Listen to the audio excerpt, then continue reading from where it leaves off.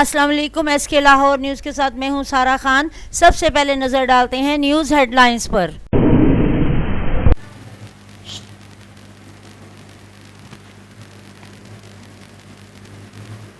پاکستان میں mining industry میں بھاری سرمایہ کاری کی جانب اہم پیش رفت۔ ڈنمارک کے بڑے کاروباری گروپ کا سرمایہ کاری میں دلچسپی۔ ڈنمارک سفیر جیکب لینرف کی سربراہی میں میکوکیٹو گروپ کی CEO کا وفاقی وزراء سے تفصیلی سیشن۔ پاکستان میں معدنی وسائل کے وسیع ذخائر موجود ہیں اور بڑی سرمایہ کاری ہو سکتی ہے: وفاقی وزراء۔ SIFC کی معاونت نجکاری کے عمل میں شفافیت کے لیے اقدامات۔ پہلے مرحلے میں کھربوں روپے خسارے میں چلنے والی PIA dispose first women bank اور دیگر اداروں کی نجکاری کا وزیر اعلیٰ پنجاب مریم نواز شریف کے ماحول کو بہتر بنانے کے ویژن پر عمل درآمد میں اہم پیش رفت۔ ماحول کو زہریلے دھوئیں سے پاک کرنے کے لیے ایندھن کا معیار چیک کرنے کے لیے پنجاب بھر میں گرینڈ آپریشن کا آغاز۔ قانونی معیار کے مطابق پیٹرول اور ڈیزل فروخت نہ کرنے والے پیٹرول پمپس کے خلاف سخت قانونی کارروائی۔ بیانوالی میں چیک پوسٹ پر فتنہ الخارج کے دہشت گردوں کا حملہ۔ تھانہ عیسیٰ کھیل کی چیک پوسٹ قبول کھیل پر تعینات پنجاب پولیس کے جوانوں نے حملہ ناکام بنا دیا۔ پولیس کے جوانوں نے جرأت کے ساتھ 14 خارجی دہشت گردوں کو مار بھگایا۔ پولیس کی شدید فائرنگ کے باعث حملہ اور فرار۔ حملے میں 2 پولیس جوان معمولی زخمی۔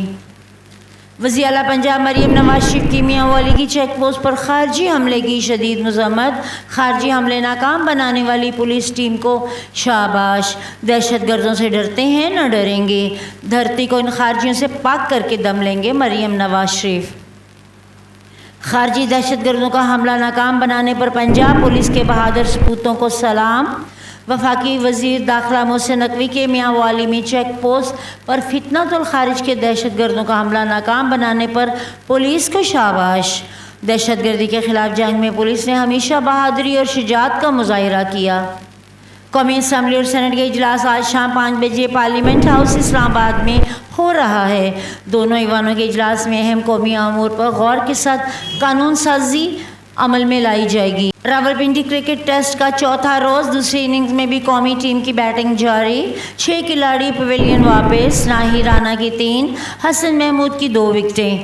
بنگلہ دیش پہلی اننگز میں قومی ٹیم نے 274 جبکہ مہمان ٹیم نے 262 رنز بنا کر آؤٹ ہو گئی۔ بھارت میں مذہبی اقلیتوں کو جانی و مالی خطرات لاحق۔ گائے کا گوشت لے جانے پر انتہا پسندوں کا بزرگ مسلمان شہری پر تشدد۔ روزانہ کی بنیاد پر تشدد کے درجنوں واقعات رپورٹ ہونے لگے۔ ہندوستان میں اقلیتوں کی بگڑتی ہوئی صورتحال پر ہمسایہ ممالک کی تشویش میں اضافہ۔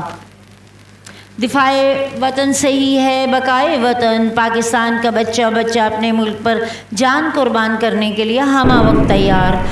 نوجوان اپنے ملک کی حفاظت کے لیے ہر دم تیار اور پرعزم۔ ہر نوجوان کا خواب محفوظ اور خوشحال پاکستان۔ قوم کو اپنے شہداء پر فخر۔ دشمن کی راہ میں خاک ملانے کے لیے دشمن کے ارادے خاک میں ملانے قابلیت اور صلاحیت سے مالا مال۔ افواج پاکستان ہمارا غرور۔ افواج پاکستان کو سلام۔ 2 ستمبر 1965 جنگ کا دوسرا روز، بھارتی وزیر اعظم لال بہادر شاستری کی پاکستان کو جنگ کی دھمکی۔ Indian army chief general JN Chaudhry نے مقبوضہ کشمیر میں اعلیٰ فوجی افسران سے ملاقات کی۔ GHQ کے تمام فارمیشنز کو کنسٹرکشن ایریا سنبھالنے کے احکامات۔ پاک فوج نے سونامک کے نزدیک قبضہ میں لے کر 150 پارٹی فوجیوں کو جنگی قیدی بنا لیا۔ جارحیت کا بھرپور جواب دیا جائے گا۔ پاکستان کشمیری عوام کے ساتھ اپنا وعدہ پورا کرے گی۔ صدر ایوب کا قوم سے خطاب۔ ملک قوم ایک، نام ایک، فوج اور روا میں ایک جنگ۔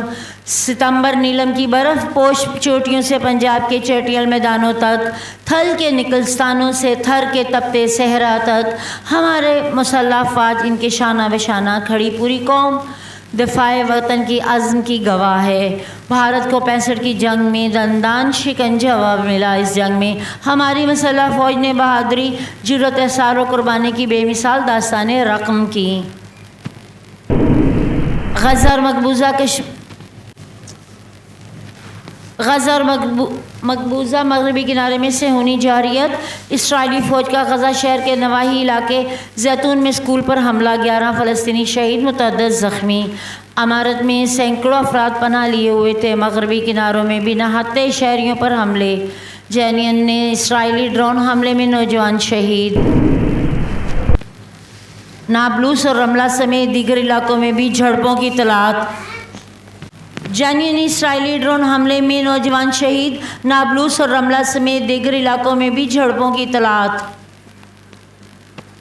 محکمہ موسمیات آج سے بارشوں کے نئے سلسلے کی پیشن گوئی، خلیج بنگال سے عوام کا نیا سلسلہ۔ محکمہ موسمیات آج سے بارشوں کے نئے سلسلے کی پیشن گوئی، خلیج بنگال میں بارش کا نیا سلسلہ داخل۔ اگلے 4 روز تک جنوبی پنجاب، سندھ، بلوچستان اور کشمیر میں بادل برسیں گے۔ خیبر پختونخوا کے خلاف سے متاثرہ علاقوں میں زندگی بحال نہ ہو سکی۔ محکمہ موسمیات کے ملک کے مختلف علاقوں میں آج رات سے مزید بارشوں کی پیشن گوئی۔ مرطوب ہوائیں خلیج بنگال سے ملک بالائی علاقوں میں داخل ہونے کا امکان۔ اب تک کے لیے اتنا ہی۔ مزید خبروں سے باخبر رہنے کے لیے دیکھتے رہیے SK لاہور نیوز۔